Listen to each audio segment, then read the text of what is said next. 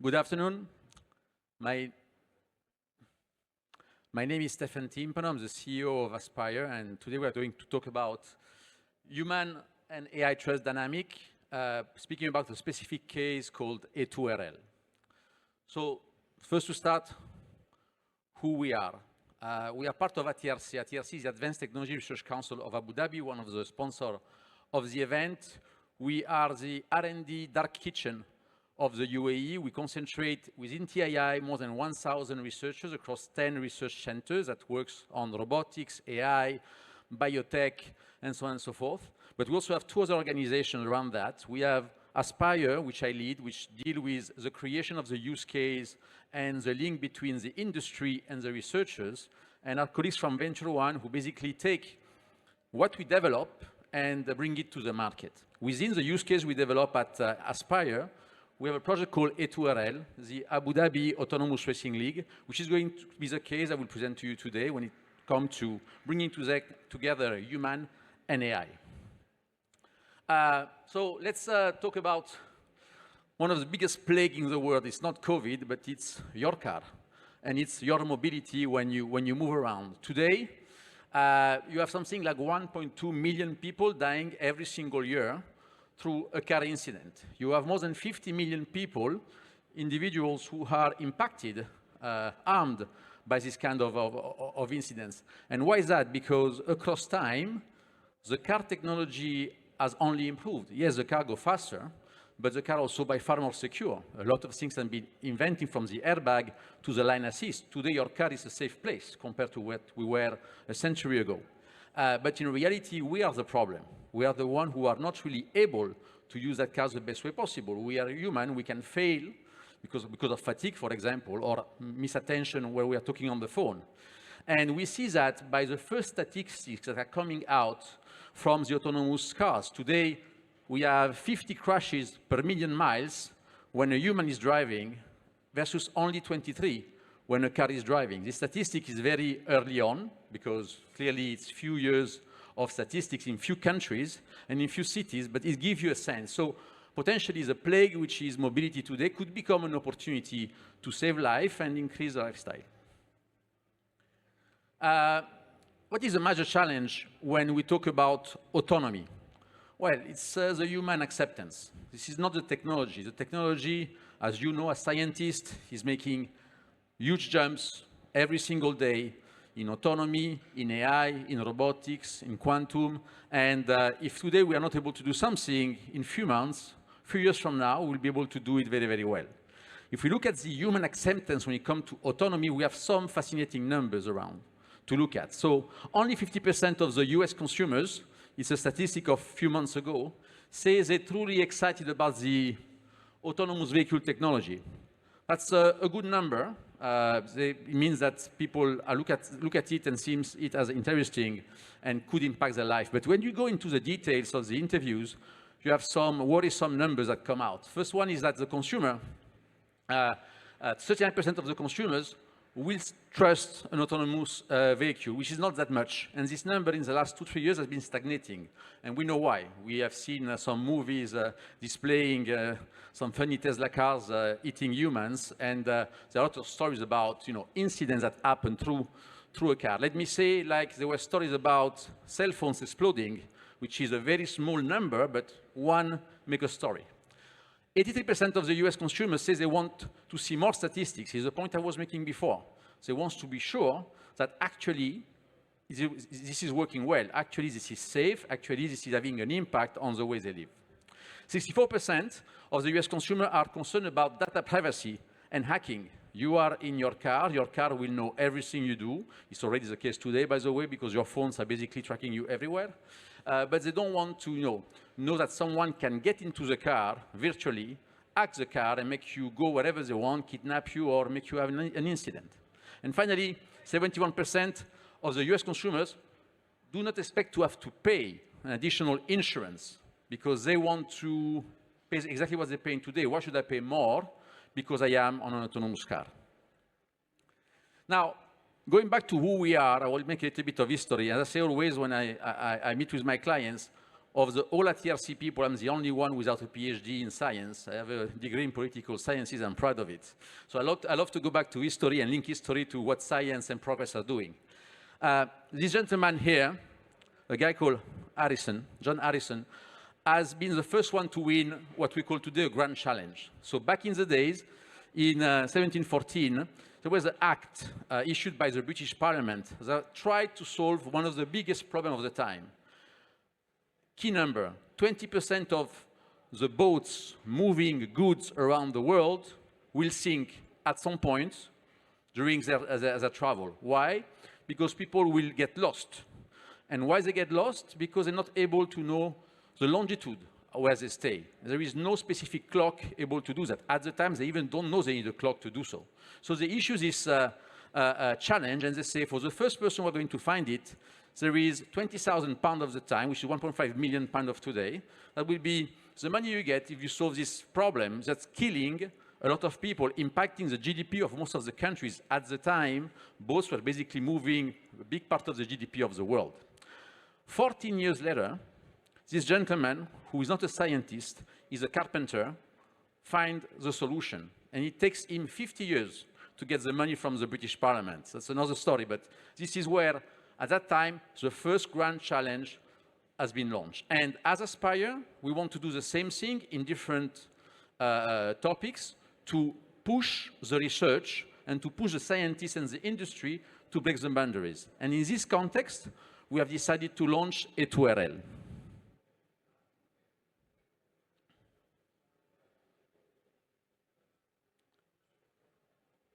A second.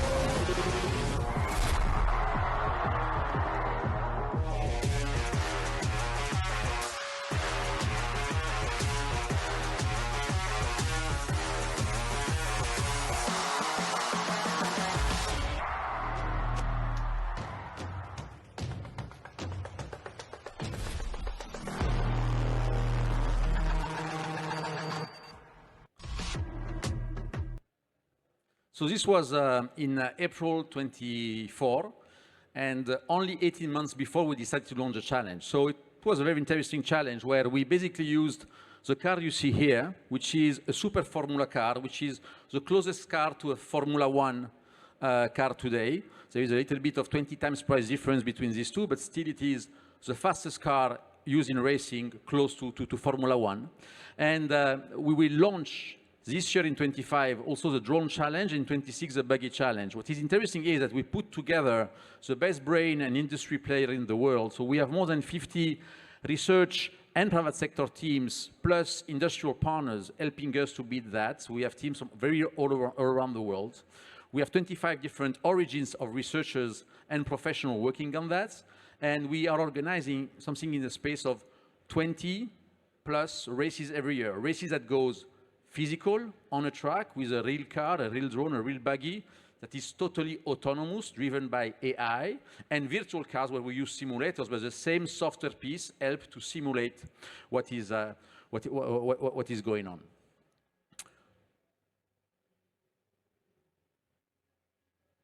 And now let's explain to you what do you find in the cars.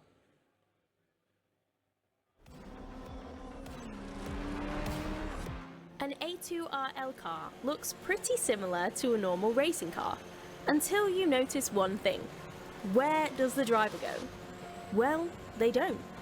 Instead, there is an array of high-tech equipment to tell the car where it is. The GPS system is used to self-localize the car. It's a dual-antenna GPS, one antenna on the nose, the second above the virtual reality camera pod near the roll hoop.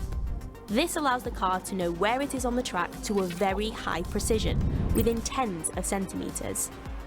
Radar sensors send electromagnetic waves into the air. These bounce back from obstacles, and by counting the time the waves take to go to obstacles and come back, the car estimates the distance to obstacles around it.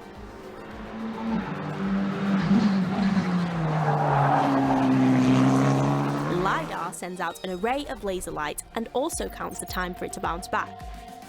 That allows the car to make a dynamic 3D picture of obstacles, both moving and fixed, at a very high frequency, so the car generates pictures of its surroundings hundreds of times per second. Each car has 7 cameras, 6 at the front, 1 at the back. The car needs this many for a system called camera lock, which the teams can develop so the car can detect whenever it is passing or being passed, and tracks the car from camera to camera. So there you have it.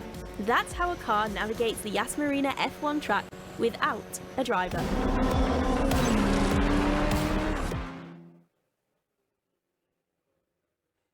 And this work is not a work of a single scientist being hidden in the background. It's a very complicated exercise where, and going back to the topic, which is a trust between humans and machines, we need in this kind of exercise to put a human driver in the car, and we need to put a human driver in the middle of AI cars. So we have an AI autonomous car which has been developed by TII, which is one of our sister company.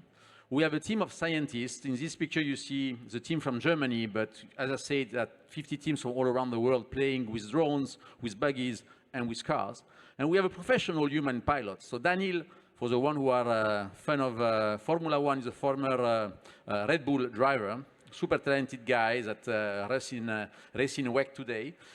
But he has been one of the few guys who had the courage to put himself on a track with an autonomous car, because I can guarantee you that there is a long list of people who refuse to be on the track at the same time of an autonomous machine that it doesn't understand how this machine will react. And Daniel, with the teams and the engineers in the car, have been helping these teams are making the car as human as possible by feeding the car with all the information, the use cases, to help the car take the right decision on the race. So when we started doing that, I have to say we had a lot of problems. We were 45, 50, 60, 70 seconds away from a normal human car. And with the help that Daniel gave us and the work done between the scientists and the technical teams, we managed to do that. It has been extremely complicated to make it work. So last year in Abu Dhabi, during the first race, we had in the final a clash between two of the best teams. Every crash, by the way, it's thousands of dollars, but science has a cost. We were in Suzuka 2 weeks ago on a demonstration on the Super Formula finals, and at the third demonstration, the car decided to go out of track. And this is going to happen more and more, because by pushing the car to the limit, these cars can go up to 250 kilometers. When they're autonomous today, they're able to go up to 300 if we want to push them. We're still not able to do so. But it gives you a sense of how much it's complicated and how much it's important also to build up the confidence of the users. Today, if we think about where we get from this 1 minute, 2 minutes gap between a human car and an autonomous car, in Yas Marina in April, we were 8 seconds between the two cars, right? And so at this pace, we believe that in a couple of years, we'll be able to be at the same pace of a human car, and we'll be also able to probably beat a human car, which, by the way, for the one who are keen into these kind of topics, today, on a flight simulator, a US Army pilot not always win against a simulator. Finally, I think it's important we think about how to build trust, right? And the trust, at the end of the day, is not really about the technology.